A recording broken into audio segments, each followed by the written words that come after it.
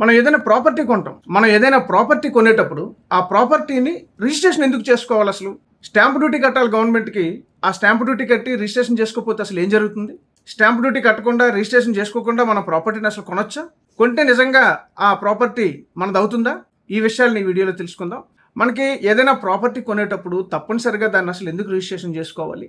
చట్టపరంగా ఈ stamps and registrations తాలూకా వ్యవహారం ఏంటో మనం ఈరోజు చూద్దాం. భారతదేశంలో రిజిస్ట్రేషన్ యాక్ట్ అని ఒక చట్టం ఉందండి. భారత రిజిస్ట్రేషన్ల చట్టం 1908.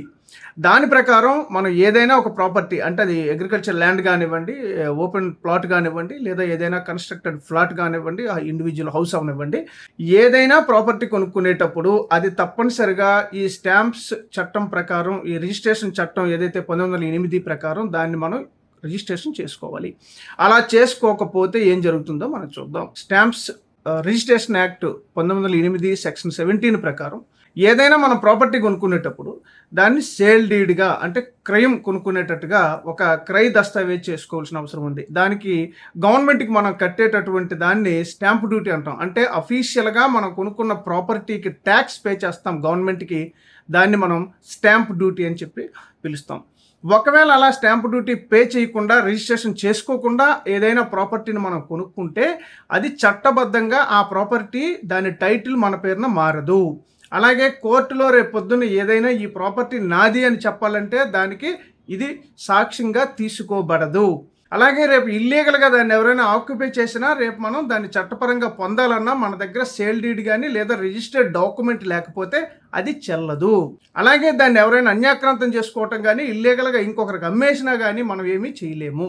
కనుక ఇలాంటి ప్రమాదాల నుంచి మనం ఎదుర్కోవటానికి ఈ స్టాంప్స్ అండ్ రిజిస్ట్రేషన్ చట్టం 1908 ప్రకారం ఏదైనా ప్రాపర్టీ మనం కొనుక్కునేటప్పుడు లేదా గిఫ్ట్ పొందినా కానీ దాన్ని మనం తప్పనిసరిగా రిజిస్ట్రేషన్ చేయించుకోవాలి.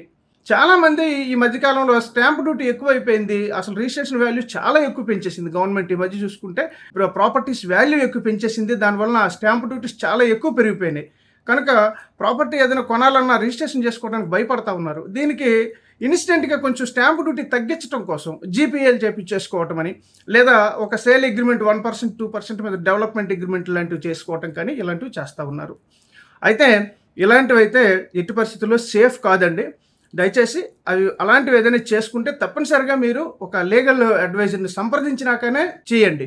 ఎందుకంటే ఆ లీగల్గా ఒకవేళ ప్రాబ్లం అయితే రేపొద్దున ఫ్యూచర్లో ఏదైనా ఇష్యూస్ వస్తే కనుక మనకి ఇబ్బంది అవుతుంది. కనుక ఒకవేళ అలా జీపీ చేపించేసుకోవాలి, లేదంటే ఒక డెవలప్మెంట్ అగ్రిమెంట్ మీద, సేల్ అగ్రిమెంట్ మీద ఒకవేళ ప్రాపర్టీని మీరు తీసుకోవాలనుకుంటే అది absolutely according to the act అయితే కరెక్ట్ కాదు. బట్ సమ్ టైమ్స్ దాన్ని మనం చేయొచ్చు. అది మనం లీగల్గా సంప్రదించిన తర్వాత మాత్రమే చేసుకోవాలి. కానీ ఏది ఏమైనా ఏదైనా ప్రాపర్టీ కొనుక్కునేటప్పుడు తప్పనిసరిగా దానికి మనం ప్రీవియస్ వీడియోలో చెప్పుకున్నాం ఏవేవి డాక్యుమెంట్స్ చెక్ చేసుకోవాలో ఆ డాక్యుమెంట్స్ అన్ని ప్రాపర్గా చెక్ చేసుకోవాలి.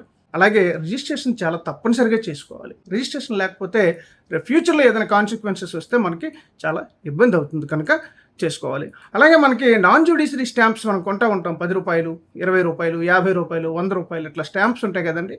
అవి దానికి కూడా ఇండియన్ స్టాంప్స్ యాక్ట్ 1899 అని చట్టబద్ధంగానే చట్టం ప్రకారము ఏదైతే ఆ స్టాంప్స్ చట్టం ఉందో ఆ చట్టం ప్రకారమే ఆ స్టాంపును గవర్నమెంట్ అమ్మటం జరుగుతుంది.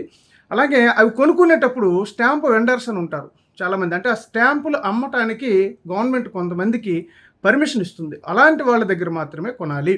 అనాథరైజ్డ్గా ఎక్కడైనా అట్లాంటి స్టాంప్స్ కొనుక్కుంటే అందులో చాలా వరకు ఫేక్ ఉండే అవకాశం ఉంటుంది. అలాంటి ఫేక్ స్టాంపులు కానీ మనం కొనుక్కొని దాని మీద ఏదైనా మీరు అగ్రిమెంట్స్ చేసుకుంటే రేపు లీగల్గా అవి చెల్లకుండా పోతాయి. కనుక చాలా జాగ్రత్తగా వెరిఫై చేసుకోవాలి. ఎందుకంటే ప్రాపర్టీస్ మీద మనం చాలా ఎక్కువ ఇన్వెస్ట్ చేస్తాం పెద్ద మొత్తంలో. కనుక సేఫ్టీ మెజర్స్ని తప్పనిసరిగా ఫాలో అవ్వాలి.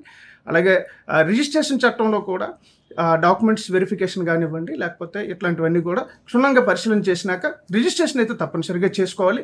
ఇంకా ఈ రిజిస్ట్రేషన్లో ఏమేమి రిజిస్ట్రేషన్ చేసుకోవచ్చు, లైక్ గిఫ్ట్ డీడ్లు చేసుకోవటం, మార్టిగేజ్లు చేసుకోవటం, లీజులు కూడా రిజిస్ట్రేషన్ చేసుకోవాలి 1 year and above ఉంటే కనుక తప్పనిసరిగా. ఇవన్నీ కూడా చట్టపద్ధతి కోసం, ఫర్దర్గా మనకి ఏమీ కాన్సిక్వెన్సెస్ రాకుండా ఉండటం కోసం ఇవన్నీ కూడా తప్పనిసరిగా చేసుకోవాలి. ఇంకేదైనా మీకు లీగల్ అసిస్టెన్స్, లీగల్ సపోర్ట్ కావాలంటే సిఎస్ఆర్ లీగల్ గైడ్ ద్వారా మీరు పొందొచ్చు. స్క్రోల్లో కనిపిస్తున్న నెంబర్స్కి మీరు కాంటాక్ట్ చేసి తగినటువంటి సపోర్ట్ని మీరు తీసుకోవచ్చు. మరో అంశంతో మళ్ళీ కలుద్దాం. జై హింద్. Thank you.